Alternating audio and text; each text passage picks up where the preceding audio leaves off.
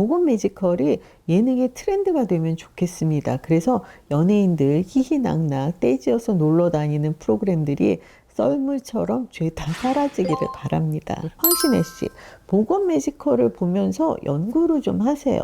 내 인기면 다 되겠지라는 안일함으로는 아무리 KBS라 할지라도 시청자를 붙잡아 둘 수 없습니다. 선생님, 어제 뭐 보셨어요? 기다리던 프로그램이 드디어 시작됐어요. TVN 보건 뮤지컬 10부작이라고 하는데 아마도 매주 본방사수를 하게 되지 싶어요. 시간이 언제 갔는지 모르게 후딱 지나가더라고요. 마침 그 시간에 초등학생인 저희 손녀가 왔는데 딴짓 안 하고 계속 옆에 앉아서 보는 거예요. 아이와 할머니가 같이 볼 수 있는, 함께 이야기를 나눌 수 있는 프로그램, 세대를 초월한 공감을 제대로 끌어내고 있습니다. 보건 뮤지컬은 제가 좋아하는 요소를 다 갖췄어요. 먼저 성의 있는 자세입니다. 이 프로그램의 시작은 박보검 씨가 보유한 이용사 국가 자격증이에요. 군 복무 시절에 따두었다는데 이걸로 누군가에게 실질적인 도움을 주고 싶다는 생각을 했대요. 그러다가 제작진과 의기투합해서 벌써 1년 전부터 큰 그림을 그려왔다고 합니다. 올여름에 본격적으로 준비에 들어가면서 제작진이 이왕 하는 김에 미용사 자격증도 따보는 게 어떠냐고 제안을 했대요. 저도 이번에 처음 알았는데 이용사 자격증으로는 파마를 못한다고 합니다. 그래서 박보검 씨가 수업을 들어가면서 열심히 수련을 했지만 필기는 붙고 실기에는 아쉽게 낙방을 했어요. 그리하여 보건 뮤지컬에서는 파마는 못 해드리게 됐습니다. 대신 커트 염색, 드라이, 면도, 샴푸가 가능합니다. 여기에 든든한 멤버들이 힘을 보태죠. 이상희 씨는 네일 아트를 맡았습니다. 역시 국가 자격증에 도전해서 당당히 합격을 했더라고요. 그 벽에 네일 자격증과 그 영업신고증, 이용사 자격증이 나란히 걸려 있는데 정말 장하지 않나요? 막내 곽동윤 씨는 간식 담당입니다. 붕어빵 만드는 법을 직접 전수받은 건 물론이고 집에 기계까지 들여놓고 연습에 매진했어요. 지난번에 모 예능에서 한 멤버가 붕어빵 장사에 도전을 했는데 숙지는커녕 백지 상태로 와서 보는 사람 그 속을 터지게 했죠. 그런데 곽동현 씨는 자세부터가 다릅니다. 실은 곽동현 씨도 그 예능 멤버였거든요. 본인이 직접 눈으로 봤으니까 연습만이 살 길이라는 걸 아마 알았을 거예요. 이 세 사람이 사전에 만나서 이야기를 나누는 장면이 예고 영상으로 나왔어요. 이걸 보고 나면 기대를 안 할 수가 없습니다. 2021년 조인성, 차태현 두 배우의 TVN 어쩌다 사장 화천편을 처음 봤을 때하고 비슷한 느낌이더라고요. 내가 좀 힘들더라도 누군가에게 선물 같은 하루가 되어주고 싶다. 이 작은 마을에 따스한 추억 하나 남기고 싶다. 그 두 사장의 진심이 느껴졌었거든요. 박보검, 이상희, 곽동현 씨도 분명 같은 마음이겠죠. 제가 하루빨리 사라졌으면 하고 바라는 그 축수까지 드리고 싶은 예능 부류가 있어요. 연예인들끼리 어울려서 먹고 노는 기획입니다. 남의 돈으로 국내를 넘어 해외까지 놀러 다니면서 비즈니스석 태워달라고 조르지를 않나. 가서는 힘들다고 내도록 툴툴대지를 않나. 그런 장면을 보면 정말 한 대 쥐어받고 싶습니다.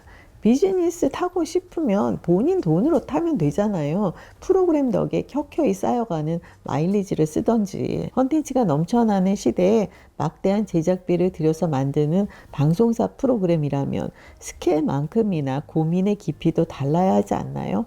이게 과연 누군가에게 도움이 되는 행보인지 최소한의 저울질은 해보고 움직이면 좋겠어요. 요즘 새로 시작한 프로그램 중에 도대체 무슨 생각으로 만들었나 싶은 프로그램이 한둘이 아닌데요. 그중 대표적인 게 바로 KBS 황신혜의 같이 삽시다예요. 박원숙 씨가 하차하고 황신혜 씨가 그 자리를 이어받았죠. 변화를 주고자 함은 100번 이해합니다. 그런데 뭘 보여주겠다는 건지 기획 의도가 도무지 눈에 들어오지 않아요. 수요일 저녁 7시 40분 채널 7번 중장년층의 주시청층의 시간대입니다. 3, 40대는 저녁 차리고 아이들 챙기느라 TV 앞에 앉기가 쉽지 않은 시간이잖아요. 황신의 미스코리아 장윤정 그리고 정가은 씨의 조합이 과연 높은 연령대에 관심을, 공감을 얻을 수 있을까요? 게다가 4회까지 방송된 현재 매회 빼놓지 않고 싱글맘의 고충을 토로합니다. 눈물 흘리고 서로 도닥여주고 이건 한 회로 좋게요. 거기서 더 하고 싶으면 개인 채널에서 하면 되는 거예요. 같이 삽시다 역시 지방을 돌면서 촬영을 하고 있는데 지역 협찬이 전혀 없을 리는 없다고 봐요. 전인화 씨가 메인이었던 MBN 자연스럽게가 2019년 전남 구례가 배경이었는데 당시 회당 5천만 원을 지자체에서 지원받았다는 이야기를 들었어요. 지상파 주말 예능의 경우 회당 1억 원을 훌쩍 넘는다고 하고요. 액수가 얼마든 지역의 지원을 받는다면 형식적으로 명소나 특산물 소개 정도에 그칠 것이 아니라 그 지역 주민들에게 실질적인 보답을 뭐라도 도움이 되겠다는 생각을 좀 하면 좋겠습니다. 정가은 씨가 택시 운전면허를 취득했다고 들었는데 마을 분들을 병원에 모셔다 드리거나 미용실 나들이를 함께 해보는 건 어떨까요? 모든 대책이 필요합니다. 보건 매지컬도 3명이고 같이 삽시다도 3명이에요. 황신혜 씨, 보건 매지컬을 보면서 연구를 좀 하세요. 내 인기면 다 되겠지라는 안일함으로는 아무리 그 콘크리트 시청층이라는 KBS라 할지라도 시청자를 붙잡아 둘 수 없습니다. 다시 보건 매지컬로 돌아와서 바로 옆집에 사시는 분이 개업 전에 들르셨는데 박보검 씨가 성함을 여쭈어요. 그렇게 해서 벌써 이웃 주민 정자 누님은 캐릭터가 생겼습니다. 이번에 만나면 잘생겼다고 꼭 말해주고 싶으셨대요. 그리고 개업날 오신 첫 손님에게 이번엔 이상희 씨가 성함을 여쭤봅니다. 윤홍님이라고 하시네요. 아무래도 지난번에 핑계고에서 깡총깡스를 찍으면서 유재석 씨나 이동욱 씨에게 한 수 배웠지 싶어요.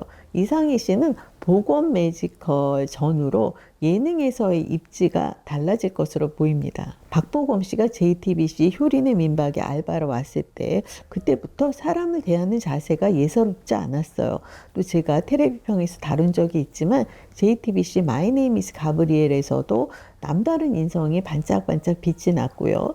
KBS 더 시즌스 박보검의 칸타빌라 때는 초대 손님 반주를 해주기도 하고 같이 노래를 불러주기도 하고 매회 더 없는 성의를 보여줬습니다. 앞으로 넷플릭스 폭삭소가 수다에서 나이 많은 관식이었던 박혜준 씨와 학시 부상길 역할의 최대훈 씨가 이를 도우러 오는 모양이에요.